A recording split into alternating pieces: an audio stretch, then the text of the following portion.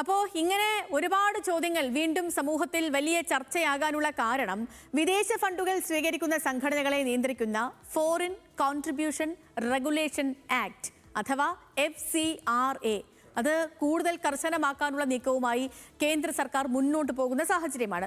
എന്താണ് FCRA? അതിൽ നിന്നും തുടങ്ങാം അല്ലേ. ഇപ്പം FCRA എന്താണ് എന്ന് ചോദിച്ചാൽ ഞാൻ നേരത്തെ പറഞ്ഞതുപോലെ തന്നെ ഫോറിൻ കോൺട്രിബ്യൂഷൻ റെഗുലേഷൻ ആക്ട്, അതിൻ്റെ ഷോർട്ട് ഫോമാണ് നമ്മൾ ഈ കാണുന്ന FCRA. FCRA എന്ന് പറയുന്നത് വിദേശ രാജ്യങ്ങളിൽ നിന്നോ അതല്ലെങ്കിൽ വിദേശ സ്ഥാപനങ്ങളിൽ നിന്നോ ഇന്ത്യയിലെ വ്യക്തികൾക്കും സംഘടനകൾക്കും ലഭിക്കുന്ന സാമ്പത്തിക സഹായം നിയന്ത്രിക്കുന്ന നിയമത്തെയാണ് FCRA നിയമം എന്ന് പറയുന്നത്. ആദ്യമായിട്ട് 1976 അടിയന്തരാവസ്ഥ കാലത്താണ് ഈ നിയമം കൊണ്ടുവരുന്നത്. പിന്നീട് 2010 പുതിയൊരു നിയമം നിലവിൽ വന്നു.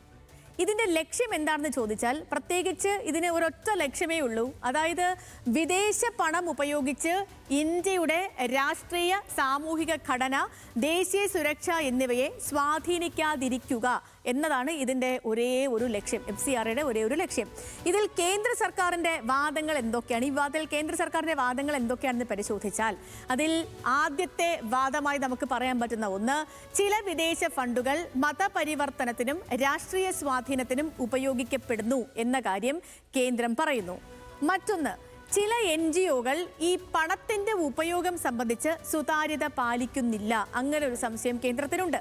തീർന്നില്ല, വിദേശ ശക്തികൾ ഇന്ത്യയുടെ നയനിർമ്മാണത്തെ പരോക്ഷമായി സ്വാധീനിക്കാൻ ഇതിലൂടെ ശ്രമിക്കാം എന്നുകൂടി കേന്ദ്രം ആശങ്കപ്പെടുന്നുണ്ട്. അതുകൊണ്ട് തന്നെ വിദേശ സംഭാവനകൾക്ക് ശക്തമായ മേൽനോട്ടം വേണമെന്ന ആവശ്യമാണ് കേന്ദ്രം മുന്നോട്ട് വയ്ക്കുന്നത്.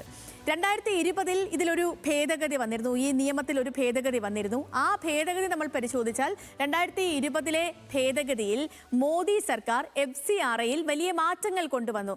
അതിൽ ഒന്നാമത്തേത് സബ് ഗ്യാരന്റിംഗ് നിരോധിച്ചു എന്നുള്ളതാണ്. അതായത് ഈ സബ് ഗ്യാരന്റിംഗ് നിരോധിച്ചു എന്ന് പറയുമ്പോഴത്തേനും മുൻപ് ഒരു വലിയ NGOക്ക് ലഭിച്ച വിദേശ ഫണ്ട് ചെറിയ പ്രാദേശിക സംഘടനകൾക്ക് കൈമാറാൻ കഴിയുമായിരുന്നു.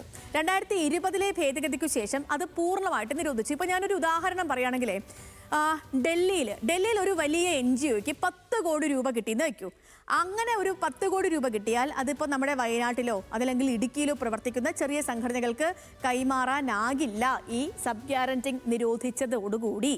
മറ്റൊന്ന് ഭരണച്ചെലവാണ്. ഭരണച്ചെലവ് 50% നിന്നും 20% മാറ്റി. അതായത് മുൻപ് ഈ 2020 മുൻപ് വിദേശ ഫണ്ടിൻ്റെ 50% വരെയുള്ള ശമ്പളം അതേപോലെ തന്നെ ഓഫീസ് ഭരണ ചെലവുകൾക്ക് ഉപയോഗിക്കാമായിരുന്നു. ഇപ്പോൾ അത് 20% മാത്രമേ ഉപയോഗിക്കാൻ കഴിയൂ.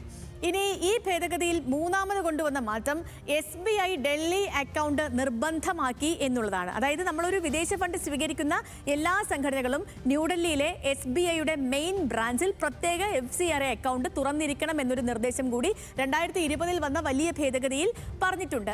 മറ്റൊന്ന് ആധാർ നിർബന്ധമാക്കിയ സാഹചര്യമാണ്. അതായത് ഈ സംഘടനയുടെ പ്രധാന ഭാരവാഹികൾക്ക് ആധാർ വിവരങ്ങൾ നൽകണം എന്നുള്ള ഒരു നിബന്ധന കൂടിയുണ്ട്. ഇനി നമ്മൾ 2020 വലിയ ഭേദഗതിയിലെ വന്ന പ്രധാനപ്പെട്ട കാര്യങ്ങളാണ് ഞാൻ ഈ പറഞ്ഞു പോയത്.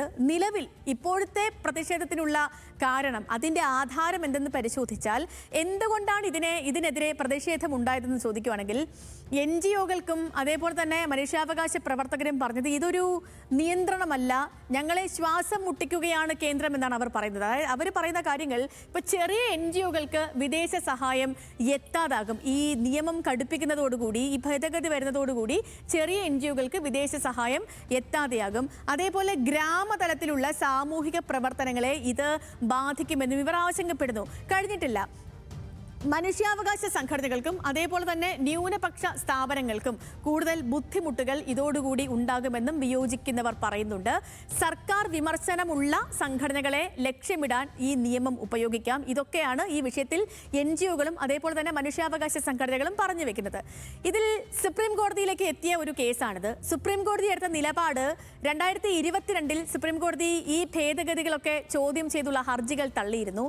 അന്ന് തള്ളിയ സമയത്ത് ഈ ഹർജികൾ തള്ളിയ സമയത്ത് കോടതി പറഞ്ഞ പ്രധാനപ്പെട്ട കാര്യം വിദേശ ഫണ്ട് സ്വീകരിക്കുന്നത് ഒരു അടിസ്ഥാന അവകാശമല്ല എന്നായിരുന്നു അന്നത്തെ 2022 സുപ്രീം കോടതി നിരീക്ഷണം. അതായത് വിദേശ പണം രാജ്യത്തിന്റെ സാമൂഹിക രാഷ്ട്രീയ ഘടനയെ സ്വാധീനിക്കാൻ സാധ്യതയുള്ളതിനാൽ സർക്കാർ നിയന്ത്രണം ന്യായമാണ് എന്നായിരുന്നു പരമോന്നത നീതിപീഠം അന്ന് നിരീക്ഷിച്ചത്. ഇനി നമ്മൾ ബാക്ക് ടു ഇപ്പോഴത്തെ വിവാദത്തിലേക്ക് വരികയാണെങ്കിൽ ഇപ്പോൾ ശരിക്കും എന്താ നടക്കുന്നതെന്ന് ചോദിച്ചാൽ 2026 അതായത് ഈ വർഷം കേന്ദ്ര സർക്കാർ വീണ്ടും ഈ FCRA ഭേദഗതി കൊണ്ടുവരാൻ ശ്രമം നടത്തുകയാണല്ലോ. ഇതിലെ പ്രധാനപ്പെട്ട നിർദ്ദേശങ്ങളാണ് കാരണം. അതിൽ ഒന്ന് NGOയുടെ ലൈസൻസ് റദ്ദായി പോകുമോ എന്നൊരു ആശങ്ക ഇവർക്കുണ്ട്. അങ്ങനെ NGOയുടെ ലൈസൻസ് റദ്ദായി പോയാൽ ആ സംഘടന വിദേശ ഫണ്ട് ഉപയോഗിച്ചുണ്ടാക്കിയ സ്വത്തുക്കൾ, കെട്ടിടം, ആശുപത്രി, സ്കൂള്, ഭൂമി